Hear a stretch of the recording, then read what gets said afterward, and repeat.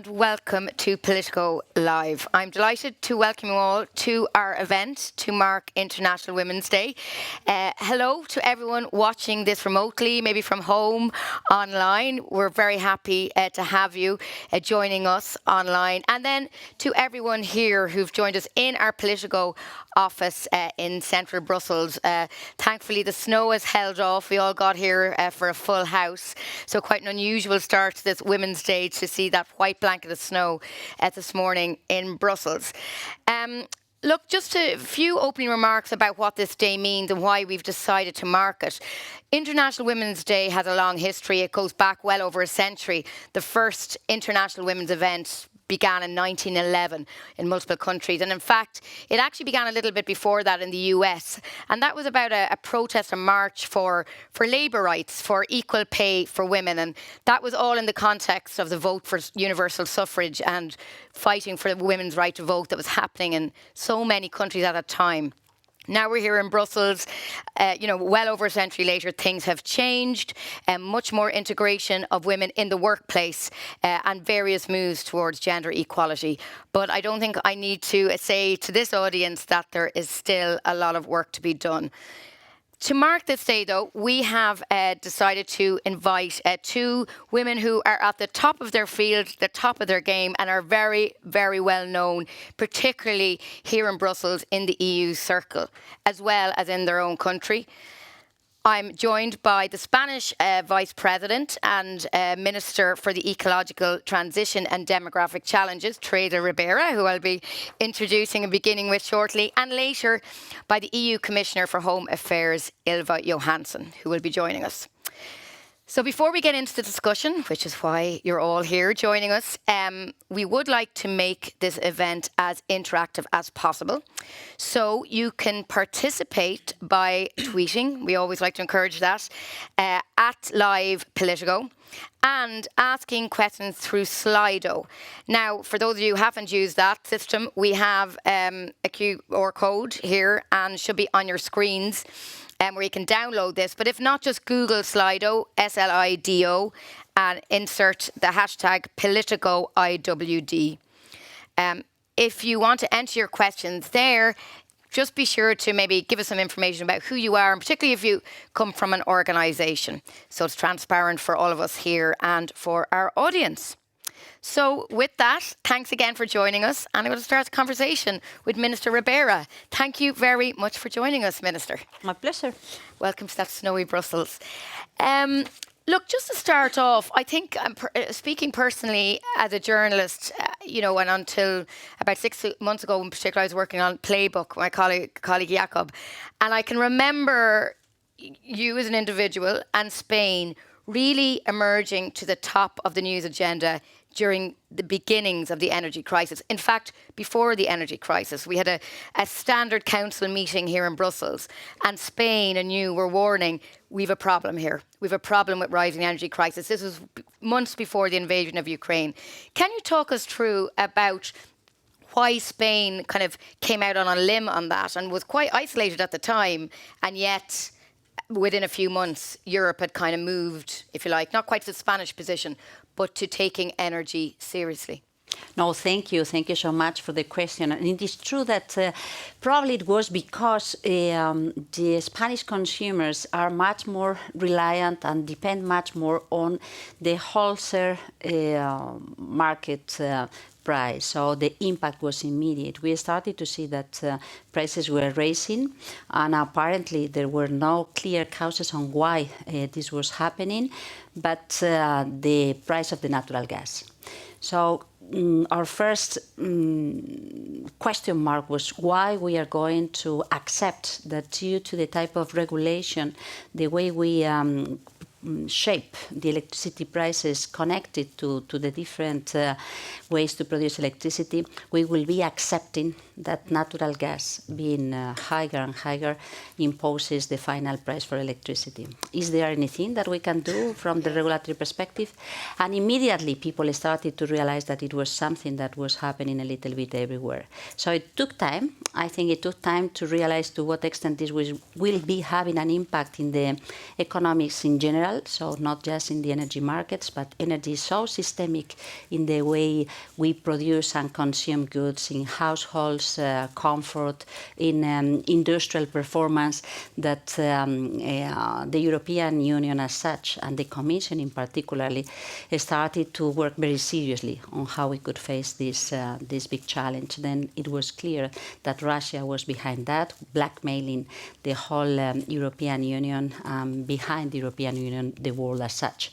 And I think that we managed to get very interesting and accurate responses along the year, stating that we needed to be flexible, solidar, and united, but facilitating solutions for families and industries not suffering as much as it could have been the case without taking measures. Yeah, and since then, not to get technical quite quickly, but you know, this process of reforming the European electricity and energy market, and that whole is a huge task. Lots of different energy structures and markets across Europe. We're about to hear from the Commission, or we're about to have a lot of progress on this in the next week, and then, you know, it's a crunch month for this. Are you happy? Is Spain happy with the proposal so far, or do you feel it's a bit too light, that you would have liked more reform? Well, for the time being, there is no proposal. Sorry for being so official, but for the time being, there is no formal proposal. Yeah. There are some documents that seem to be leaked. Yeah.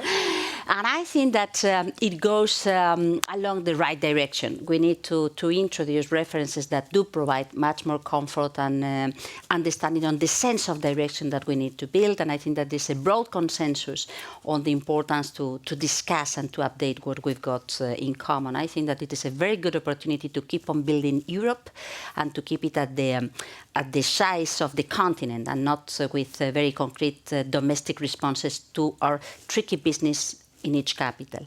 But I think that there are things that are better reflected and things that do still need to be fine-tuned. And what are your main areas of concern, or what would you like to see in the package? I think that we need to provide comfort to investors so that they know how they are going to get their returns, and comfort to consumers. Getting much more liquidity in electricity markets, much more accessible prices, and something which is very important now that we discuss about this technological race, industrial race that is taking place worldwide.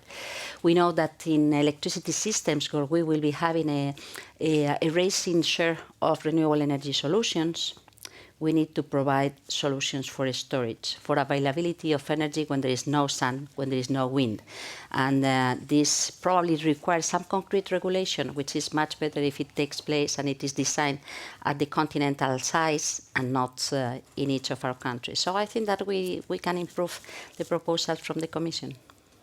I mean, on that, actually, what we're talking about here, it's highly technical. Right, but your own background, you come from a background very well versed in policy, very well versed in the technical detail. I mean, I was going to get into your background as a former UN climate negotiator, and you know, you're not a politician who just went from different, you know, one portfolio to another. Do you think that's valuable, having a high level of technical expertise? And indeed, do you think it's valuable for women to be the person in the room who knows the details, who knows across all the technical stuff? Do you think that's important? The most important thing of the world is coming from a climate background. Okay. Now, I'm making jokes out of this, but I think that it is important to have a proper understanding of what we are talking about.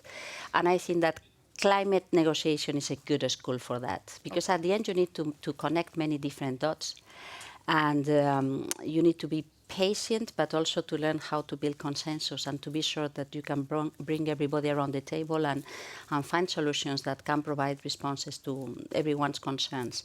And from that perspective, I think that this is always useful, not only when dealing with energy or with dealing with education or whatever, but it's true that it is a good school, so that you know which horizon you want to build, and you know that there may be many other people around that also want to provide responses to their concerns, and understand that doing this together is much easier than doing on on its own, on his own, on her own. And the second comment is that, yes, I think that it is important to know what you want to achieve, to be open and flexible to bring others on board, but it is also important not to learn or to know all the details. It is impossible to do so, but to have a good team, so to build and to work in a team context. Well, I think you're being a bit modest there now, I have to say, because I have heard when I was doing my research, you know, that your background in these technical details is an advantage with these talks. But as you're talking there about the UN climate negotiation and the ability and need to get consensus, I mean, this is exactly what's going to be ahead of you now in July when Spain takes over the presidency of the Council. You'll be at those meetings. So we might get back to that about some of the priorities, but it's exactly that skill you're talking about getting consensus and getting agreement between 27 countries. Well, I think that I'm lucky. I come from a country that feels quite pro-European and that has experienced the great things of building an European project around the values that have been constructed along the decades. And I think that this is more than ever very important. Yeah. And I think that in these big transformations that we are facing, and in this disruptive context that we are facing, is even more important to provide European answers and not national answers.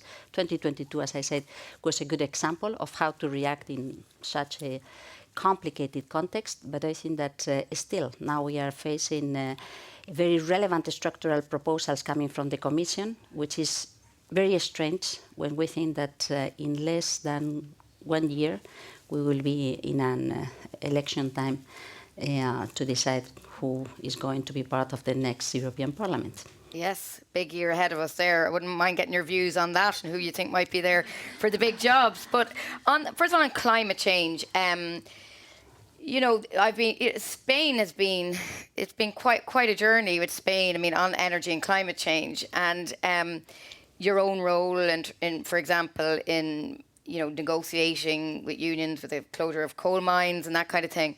But on a European level, and from what you've seen as a climate negotiator, are you concerned that climate, I mean, this is linked to energy, but climate policy is, being pushed back in terms of a priority at the moment? For example, in the EU with the Fit for 55, this was the big signature proposal of the Commission. But now we're in a wartime footing, effectively, with a war on the European continent. Countries have other things to be worried, other priorities. Are you worried that the scale of the ambition for Fit for 55 is going to be scaled back? I don't think this is going to be the case, and I think that we need to pay much attention to avoid this happening. I think that we are quite firm on defining where we want to be in 20 years' time, in 30 years' time, and how we can combine the different pieces to be there for that time frame. But we also need to accept that there may be some concrete needs of flexibility in the very short term when something as disruptive as this war takes place. And I think that this is what we have been witnessing in the last months. But flexibility should not mean derailing the process. And that's very, very important. And in order to avoid this derailment, the social agenda is key. You cannot ask people to support something that creates additional harm, additional harden for each of us. So paying attention to the social measures, to the creation of employment, innovation, the prices of energy are relevant also for that. So how people can benefit from the very concrete short-term measures that we are already activating, implementing.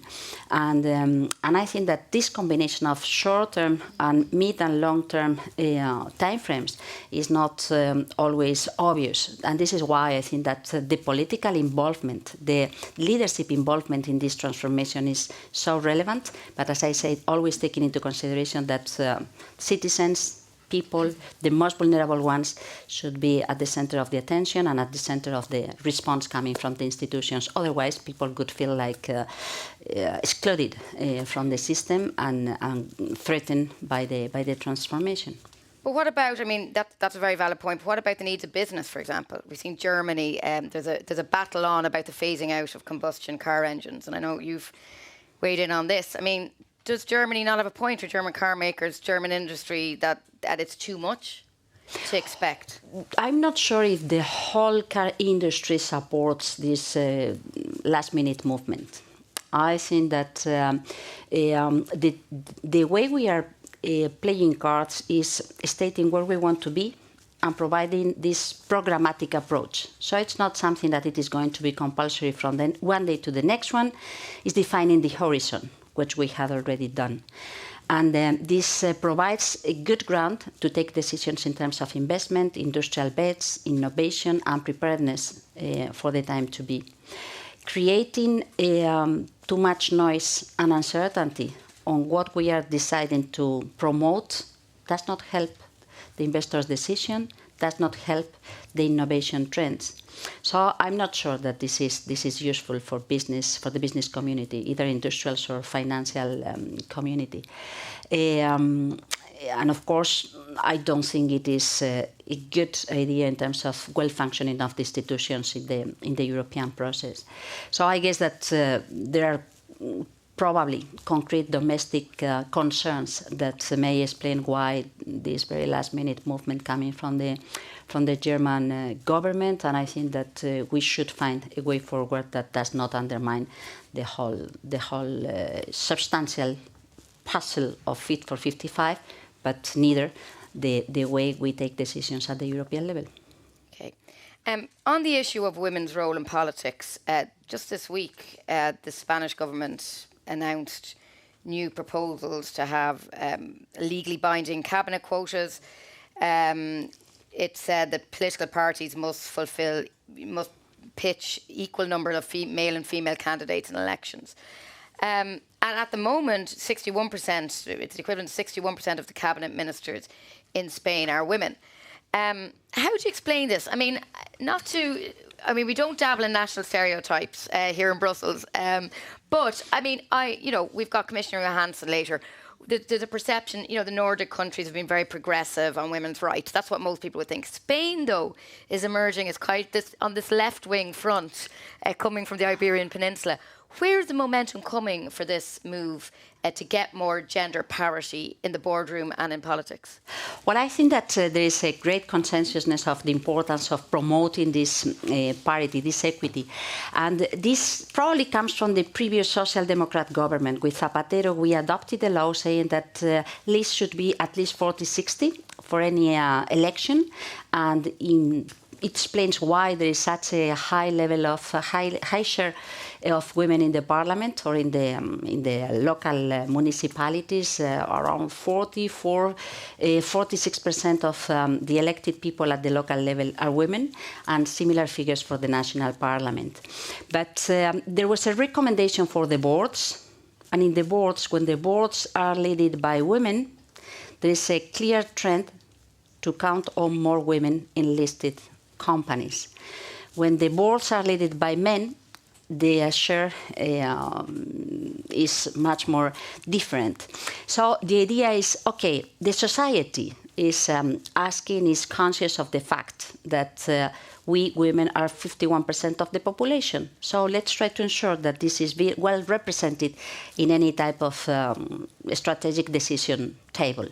And it will not rely anymore on the voluntary commitment of the one person leading each of these boards or each of these political and institutional framings. And I think that it has very welcome by the public opinion in general terms. So it's we have just kicked off this this process, and we are very excited on how this is going to evolve. Yeah, I mean, so you seem to be suggesting here that at the lowest political rung, if you like, in local and municipal politics, that's where it needs to start. Do you think it's kind of from the bottom up? No, that already started 15 years ago.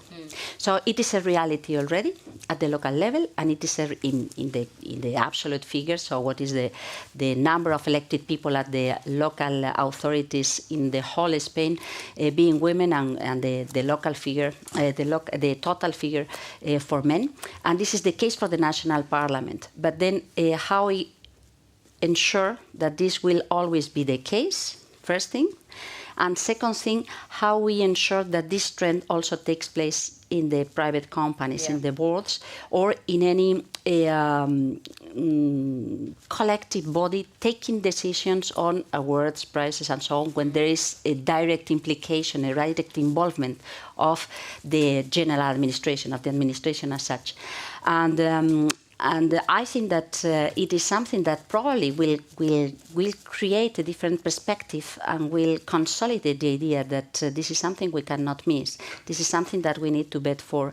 This is very important at this level of strategic decisions, but it is also very important the general legislation that we promote, the general policies that we promote. We have realized to what extent working on minimum wages or the reform of the labor market, when paying attention to the most vulnerable contracts, to the most vulnerable households, normally we are creating opportunities for women, because the most vulnerable households tend to be led by women being along with kids and things like that. The gendered aspect. The gender aspect that needs to be promoted. Maybe, or those social aspects you mentioned earlier on.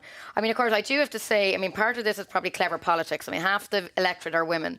So, you know, your party getting out there and getting all these women into power, there's probably a bit of politics, strategic politics, vote getting at play. I mean, we are in an election year, after all, in Spain. But just some questions coming in here. This is an interesting one from Anonymous. But it's pretty generic, because it's saying, can you give us any tips or examples, I suppose, to allies or I suppose to colleagues that can help bring on more women in the workplace? Like what can companies or organisations do to try and bring these women more, you know, have more women in the workplace? Well, I think that we need to work from the bottom up to the top, as you said before, and then the education programs and the scholarships and so on are key, both for the moms and for the teenagers. That's the first thing. Then, when dealing with the market, with the labor places, I think that we need to ensure this type of additional incentive to pay attention to this idea. So how we can ensure that there are parity criteria when deciding who is going to lead the different teams and what is the final result of all the teams. So within teams, like at a smaller level, if there are 4, 5, 6 teams, it is not reasonable that the 5, 6 teams are led by men and there is no women. So this idea and this social understanding and this prioritization of values is important. And for that, I think that either the decisions, the strategic understanding of each company, which is in a position to decide so, but the regulation, if needed, is helpful. So normally, the different corporates could decide on their own, but in case there is some additional... Do you think, I mean, you need more, you know, companies need more, you know, family-friendly policies, for example? Do you think that's something? That's for sure. Yeah. That's for sure. This is why I think the social aspect, the social-related aspects are very important in terms of the labor conditions, in terms of the social services, how we can ensure that children have an education, the capacity to take some time off is equal for men and women, and that is also something which is very important when a newborn arrives at home, and how we can provide some concrete economic support for women, so to ensure that these things are very feasible. The other thing which is very important, and this is also our experience in Spain, is the role of women in rural areas, young women in rural areas. If there is no service, there is no education facilities, if there is no health facilities, if there is not connectivity, so to provide different types of work possibilities and not just agriculture or cattery, young women or young mothers tend to leave the rural areas, and then the rural areas become older and much more occupied by men, and then the risk of depopulation is higher, and I think that this is the case in Spain, but not only. Okay, interesting point. Kind of connects to what we were speaking to earlier. This is from Jérôme from the European Women's Lobby. What should the EU do to tackle women's energy poverty, which disproportionately affects women? and yet the EED or ED reforms failed to take ambitious provisions, as Jeremy is saying there. So what in particular could we have to help that issue of... I agree with him. I think that the poverty has the face of a woman, and the energy poverty also has tends to have the face of a woman. And I think that connecting and understanding what are the premises of that create and facilitate the energy poverty are very important. So to make this reality. And I think that of course the whole set of things that do help, and not a silver bullet understanding as the single way to solve this issue, is very important to be taken into consideration. I think that providing family support, in particular for a single adult home, is key, because it is going to be women. Energy bills being covered or being funded, partially funded, up to a certain threshold. Yes, a certain threshold of income at home is very important, and there we have invested a lot, so that the bonds to cover vulnerable families have been enlarged along the last 4 years, and the conditions are being facilitated. So to accede to these bonds is very important, and it is mainly women who are behind. Okay. Final question. I'm going to wrap in a couple of questions here, which is back to more technical things, but it's about the Net Zero Industry Act. So there's two questions. What do you think of Commissioner Timmermans' initiative to kick out nuclear energy of the Net Zero Industry Act? And with plenty of sun in Spain, high potential for renewable hydrogen production, what do you expect on that area from the Net Zero Industry Act? So nuclear and hydrogen. So on the first question, I think that the nuclear, the promotion of nuclear solutions is floating on the air in the whole package that we are dealing with, the Fit for 55 of the new files. And yes, it was a little bit of surprise that very precisely in this file, nuclear does not appear. And there is such a big pressure to count on nuclear for many other files, which are much more difficult to be understood as being a good basis to tackle nuclear. So I guess that there is a little bit of how we combine the different solutions, and where we find the place for the nuclear that is being demanded by some member states. That's on the first comment. On the second question, which was, sorry? About renewable hydrogen. Yes, it is renewable hydrogen. Yes, we think that hydrogen is also a way of storage. And it is a very important means to facilitate the decarbonization of industrial processes and other final uses that cannot be electrified. So yes, we think that it is important to make a big bet on this, and it combines very well with the renewable energy solutions that we are promoting. At the same time, I think that we were also surprised by the way nuclear and renewable hydrogen were tackled in the delegated acts being proposed by the Commission. So it's a little bit of contradiction compared with your previous question. Yeah.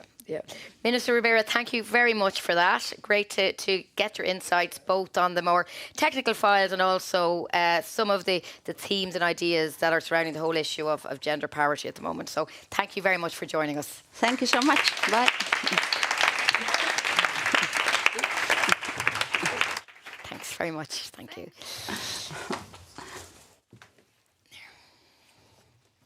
So just a brief pause while we prepare for our next guest.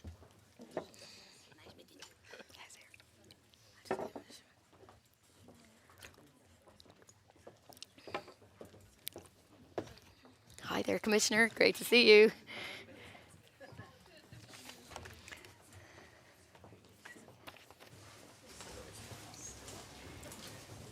Great, thank you. That was a very brief pause, so thank you.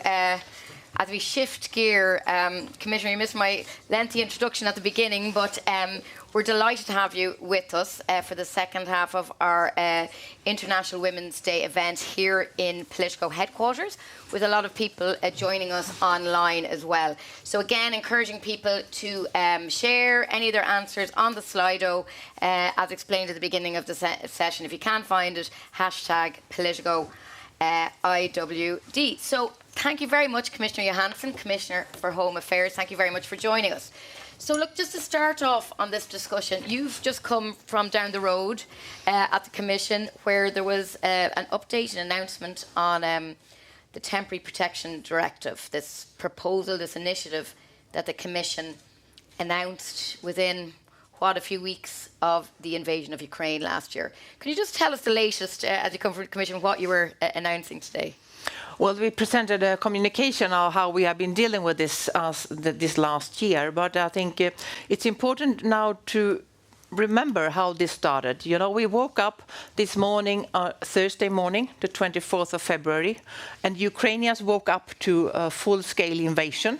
And we, here in Brussels, we woke up to realize that we have a war and we have to handle that. And for me, especially with my responsibilities, I realized that a lot of things need to happen now directly. And as in all crises, you have to focus on what is my task here and not interfere with others, because they have to do their part, but I have to do my part. The first day, we had 44,000 arrivals. Yeah. On Friday, we had 140,000 arrivals. We have almost 1 million the first week. So we called for an extraordinary council on Sunday. Yeah. And then I proposed that we should activate the Temporary Protection Directive. It's never, ever been activated, as you know. It's been there for 20 years. Ministers were hesitating. So we had understand that we need to work on it. I went directly from the council to the airport and flew to the borders, to Syria in Romania, to Slovakia, to the border in Poland. And we saw all these women and children coming. And it was snowing. It was really cold. But we also saw all these volunteers. All these citizens that were already there, and I met with the border guards. They say, "Yeah, I do my hours, and then I volunteer for the other hours." So there was such a welcoming thing. And then while we were flying in the plane, we were actually writing on the proposal for the temporary protection activating. It was really, a 24 hours thing. But we were not the one at war, so of course we have to do our job. And then on Wednesday we could have a decision in college to propose it. Yeah. And then on Thursday, exactly 1 week after the war started, we had a council again. And then we had the proposal on the table. And that was a bit of a, if not magic, but very special moment in the room, where I think all ministers realized this is our task in this, war. What we can do. What we can do. And we actually managed to have a unanimous decision. And I think that was really impressive. That's pretty rare. And the formal decision was taken the day after, because we had to go through a bit of the text. So in 1 week, we activated this, and I think that was really an amazing thing. And also to see what we have managed, 16 million entries from Ukraine into the European Union, 16 million. Since then. Yeah? Yeah. 11 million exits back to Ukraine. Okay. So that means how busy they've been at the borders with all this.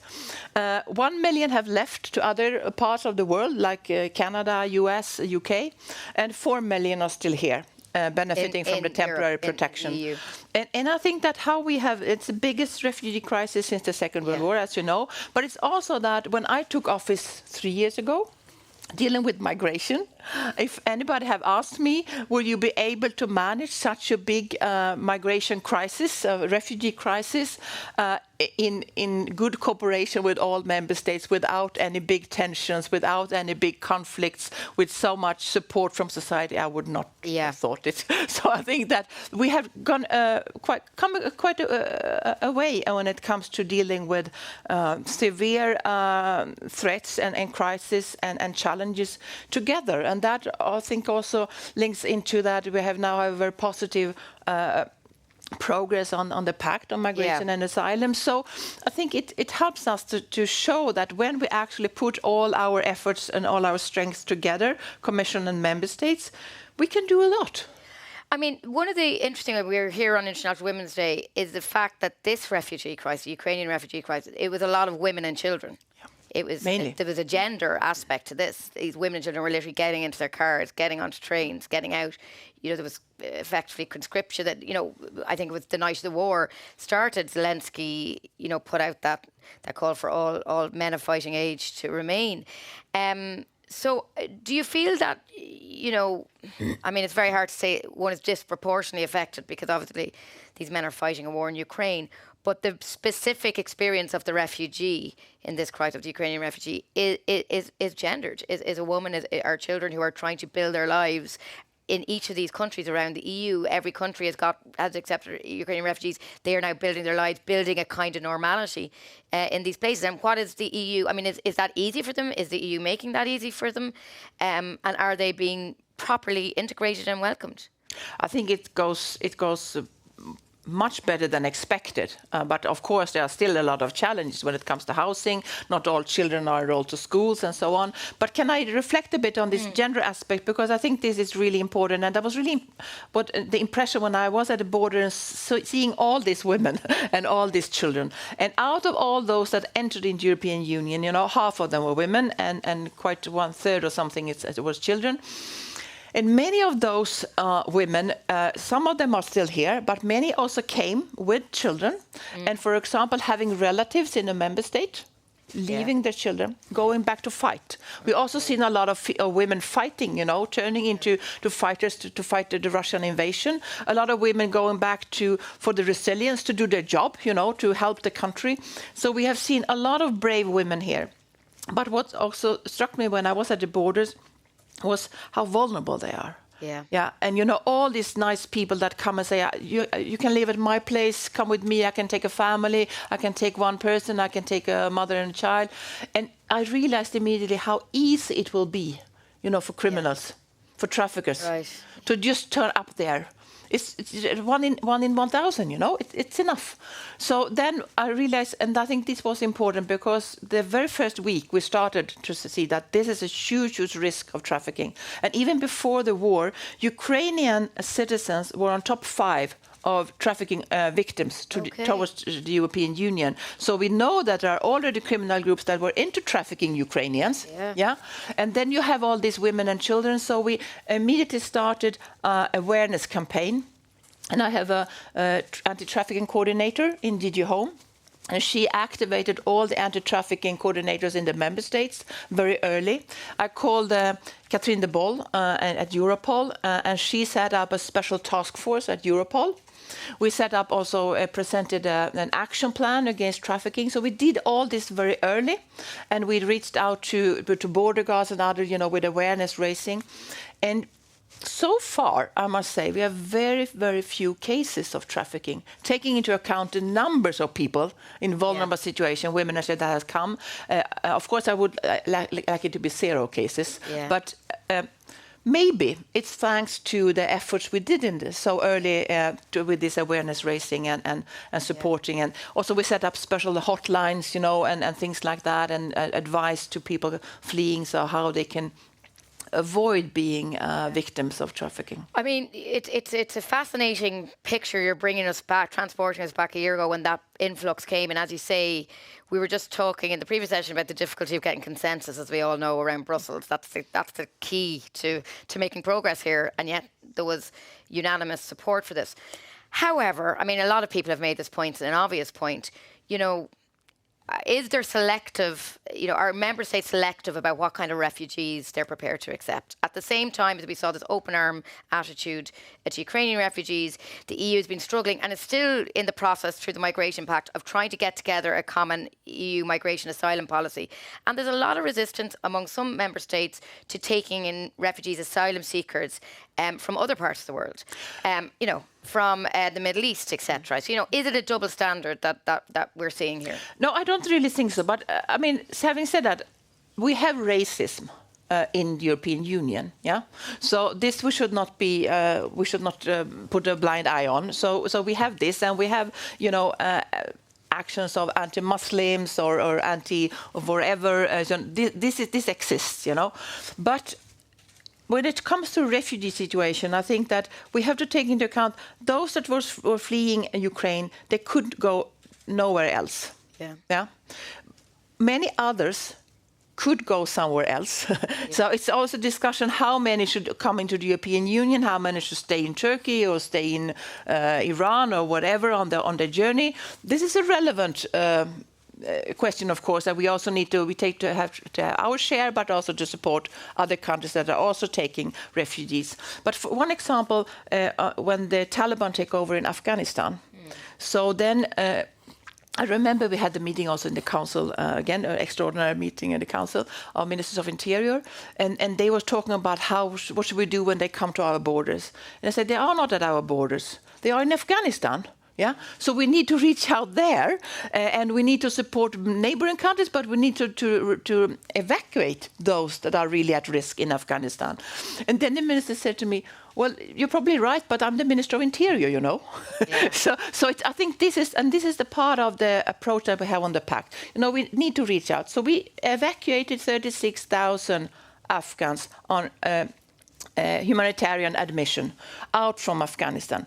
All 27 member states was part of that, welcoming Afghans, giving them refuge in the European Union. Not all of them would like to talk about it, but that's actually, of course, some of them were those that have been working for the European Union, yes, or for member states, but not only. A lot of, judges, journalists, human rights activists, women, especially women, of course, at risk in many cases. So I think it's not put a blind eye that there are, we also have racism and xenophobic things in the European Union.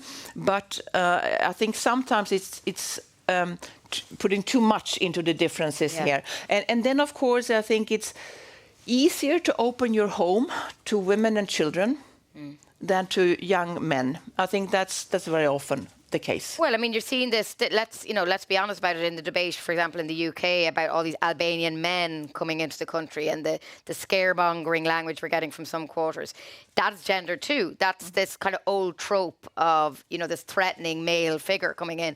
Maybe there would be a different response if it was women and children coming in. So, but and you mentioned Afghanistan. I mean, as we all know, it seems to have kind of gone off the news. But I mean, if ever we need an example of a gendered regime, and what's happening there for women, it's just horrific. With the Taliban, but that's another discussion. On the migration pact, Justice and Home Affairs ministers are meeting this week. You'll be there, and migration has really kind of come back onto the agenda. It was a subject at the European Council last month, and there's going to be an update at the next summit as well.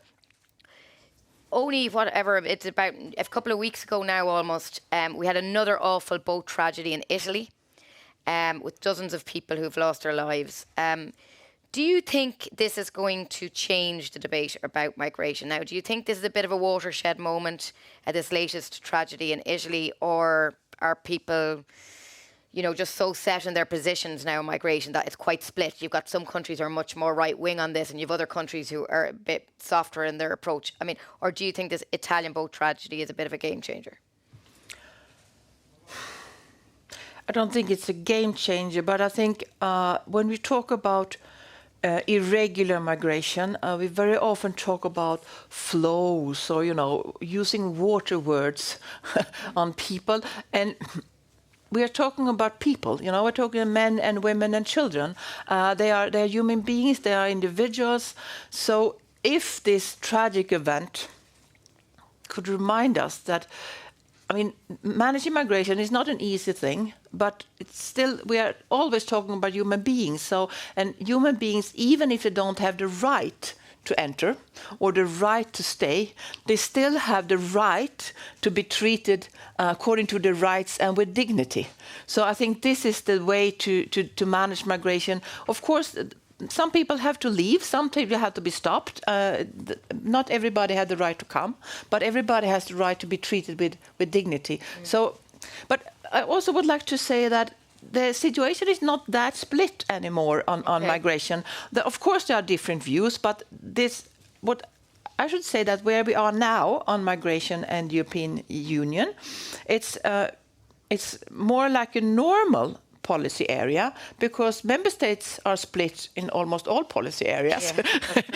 But even though they are split, that was my aim from the beginning, that migration should be a normal, boring, don't quote me on that, EU policy area where, you know, the Commission make a proposal, nobody's happy, everybody criticizes, and then they start to work on it in Council, they start to work on it in Parliament, and they come at an end to position, we start a trialogue, and at the end we come out with something that is much better than when we started.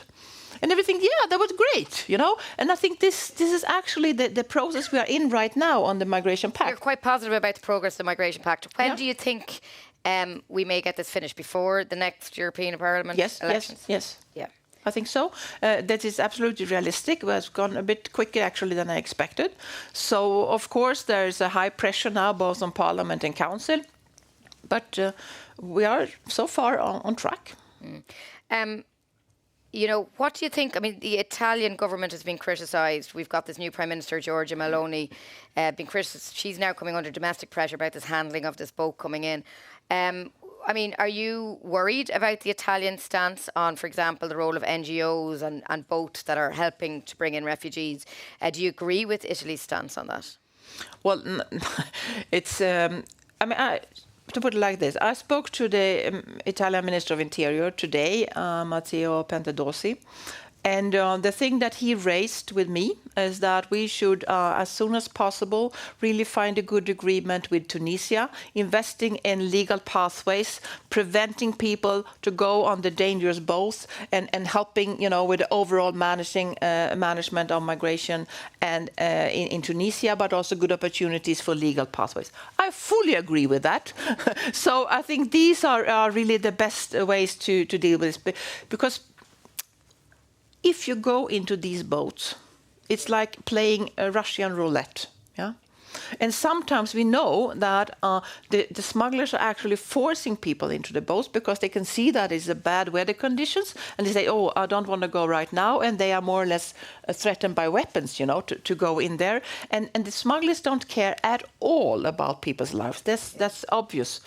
We've seen it in the sea. We can see it on this lorry in Bulgaria, where they find, I think it was 18 dead people and a lot of other people suffering there. So preventing these smugglers from their business, but we have to be able to do that. We have also to invest in legal pathways. And I think that this evacuation of Afghans was a good way of legal pathways for those that need international protection. But now we are in a position in Europe where we are lacking labor force. Yeah.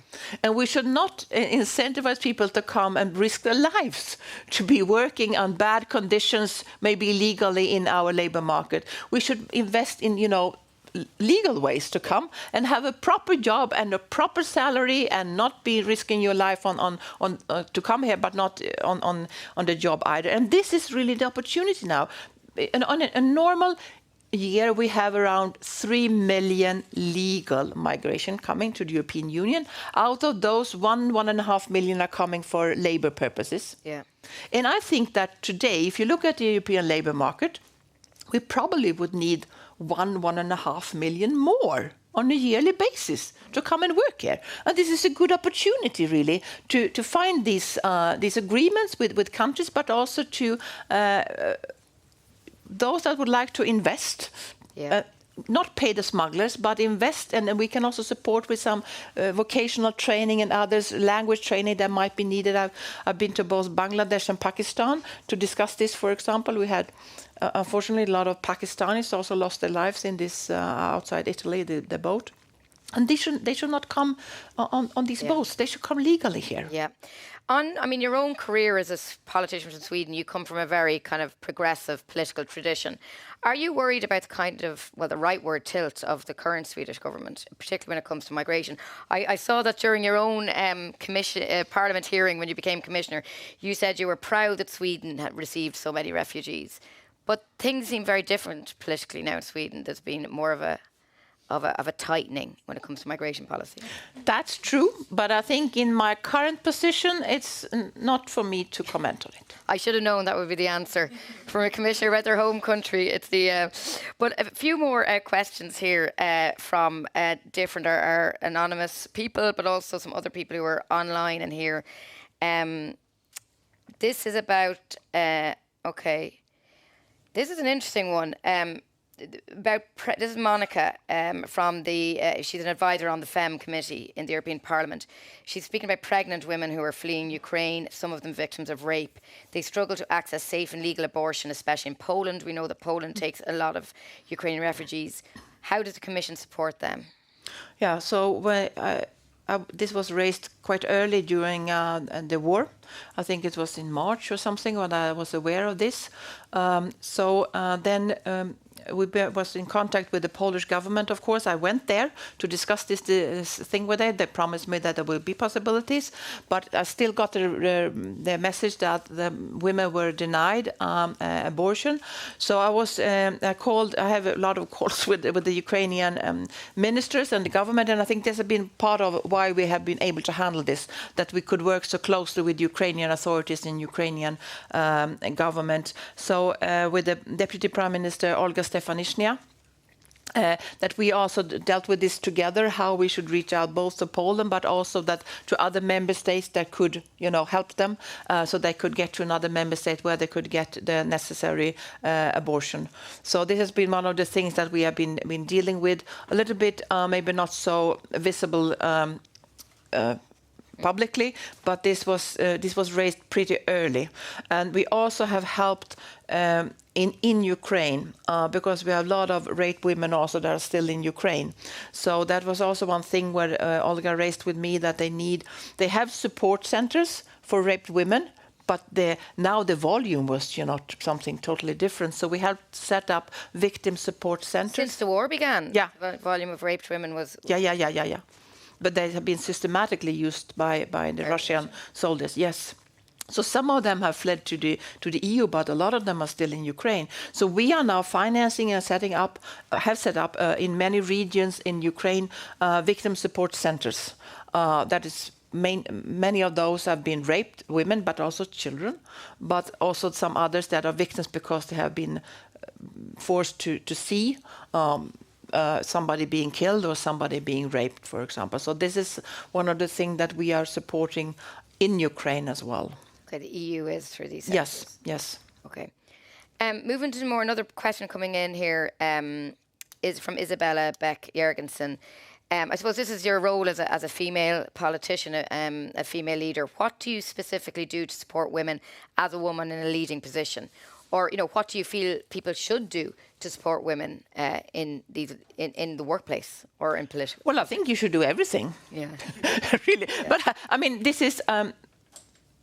I'm a feminist, and I think that in all positions that you have, you should always have gender glasses to see how things affects men and women differently. And that goes for everybody.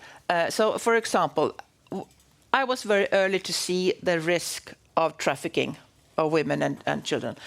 Would there be a male commissioner seeing the same? Could have been, of course, but I think it was maybe easier for me as a woman to see this. I called the head of Europol. She's a woman. She immediately set up a task force and worked on this. Would a man have done it? Yes, probably, maybe. But I think it matters, if you have these glasses on to see how different things affect men and women differently. And then, of course, if you're in a leading position, you're also obliged, I should say, to support women. Because why I have a leading position as a woman today is thanks to other women that have gone there before me. So I have to pay back to them by supporting other women in other positions. So I think this is an obligation, and that is not about that I'm always have the same opinion or the same position as another woman. I just need to support her to make sure that her point is being taken at the same level of seriousness as a male one. Even though it's not that I'm always support her, but she has the right to be listened to and to act the same way as a man. Another issue is, just on the migration theme, what's your response to what's happening over in the UK, the Stop the Boats campaign that was announced yesterday? I spoke to the British minister yesterday on this, and I told her that I think that this is violating the international law. How did she respond to that? So, well, she said, "Oh, we can clarify, and we can we will not do that." And so on. I said, "Yes, fine. Let's look into, of course, into the details." I've read. She tried to explain to me. I read the news, so of course we will look further into this, how it will work. Do you have any role here, because it's a lot of boats, say, coming from France? I mean, could the EU get involved in this, or is it more of a bilateral issue between France and Britain? No, we are involved, and we also have, Frontex surveillance, for example, and we are supporting to avoid people. And it's the same, because people are actually losing their lives also in the Channel. Yeah. So this is part. We have seen, before Brexit, many of those were hidden under lorries in the tunnel. It was also a very risky way, and now they are coming in another way. But I really think that. What the minister raised with me yesterday, for example, Albanians coming, and they are not in need of international protection, and Albania takes them all back. We have not a problem with that. But I should say also that the one thing that, I mean, Britain has a very, very slow asylum process system. And it will be easier, to have. What I have proposed in the pact is those that are probably not in need of international protection should still have the right to have their application assessed, but much quicker. In the EU, that's what we call the border procedure. To have it assessed quicker at the border, so that you can do the return much quicker. But I think that you have to have some kind of assessment, individual assessment of people coming before you just put them into detention and throw them away. One more question for me, because I've been covering it myself this week in Brussels. There's been quite shocking revelations, I believe anyway, about obviously in the European Parliament allegations on the Qatar influence, but also in the Commission this week it's been revealed that a Director General of the transport of DG Move took free flights to Qatar while a air agreement was being negotiated. And then the second part of this is that it now emerged that the DGs sign off on their own travel like this and make a decision on whether it's a potential conflict of interest. What's your response to this as a commissioner? Well, I think you can see, I think this is part of how we sometimes are naive when it comes to corruption. Corruption is so common. We see it in I deal with the criminal groups, the organized criminal groups, and they are much more involved in corruption than we know previously. We know a lot more now after Encrochat and Anom and Sky ECC, for example. It's corruption almost everywhere. Yeah. So I think that we have sometimes a bit of naive thinking that corruption is not happening, not at that scale. And then we have corruption from third countries. And they are using it, I should say, frequently. And we have not set, we sometimes have a bit of naive attitude towards the huge risk that this is. So do you think when you're saying about corruption with third countries, but do you think then that there's this potential corruption within the Commission, that this was an example of corruption? No, this is not what I'm saying, but I'm saying that to have the proper processes in place, and if you don't have it in place, I mean, because you think it will not happen to us, it could, of course, happen to us. So it's important to have transparency, to have the proper safeguards in place, because of course it can happen to us. Because the Commission announced new rules on this week, saying now DGs will have to get signed off by a commissioner or head of cabinet. I mean, do you think that's enough, or do you think this person needs to, consider his position? No, that I'm not the right person to comment on that. Yeah. Okay. Well, thank you. Finally, what are your tips for, within the Commission, it's got a pretty good gender balance in terms of the commissioners. But what would your advice be to, younger women in the Brussels bubble, maybe earlier in their career, be it working in perm reps or working in the Commission? I mean, what's the kind of, over the years, your biggest advice in terms of getting on, progressing in the workplace? Yeah, 3 things. First, don't be afraid. Just do it. Don't be afraid. Because you should be there saying, I can do it, even if you think, of course I can't. I'm so afraid of doing it. So don't be afraid. Second, don't blame yourself. I think it's very often you've done something and then, of course, you do something wrong or not as good as you wanted. And it's so often that, oh, I was so bad. Oh, why did I say that? Oh, why didn't I say that? Or I made the wrong mistakes or took the wrong decision. So my second mark can say, it's going to be fine. It's going to be fine. Even if you do some mistakes or you take some wrong decisions, it's going to be fine. Trust me, I'm old. I know it's going to be fine. My third advice, get yourself a mentor. That helps. You should approach a woman or a man, of course, that you think have something to teach you. And ask him or her to be your mentor, because you need somebody to help you also. Okay. Well, Commissioner, that is a very instructive and insightful note to finish on. So thank you very much for that fascinating insight and discussion, particularly on the whole reminder of the reality of the Ukraine situation and how the EU is interacting with this. A lot of the discussion over the last few weeks has been about ammunition, about sanctions. So it's really quite... quite shocking to hear the another side of this and how the EU is working there to address those more humanitarian and a lot of the time gender-based needs that are emerging from the Ukraine war. So thank you very much for joining us, Commissioner.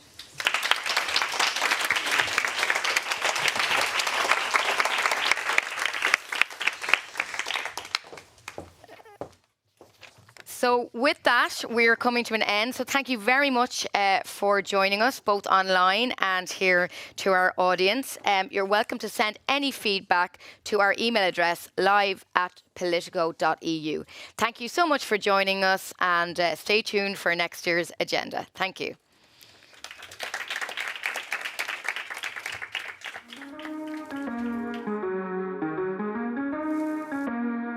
This is an age of disruption, of profound revolutionary change.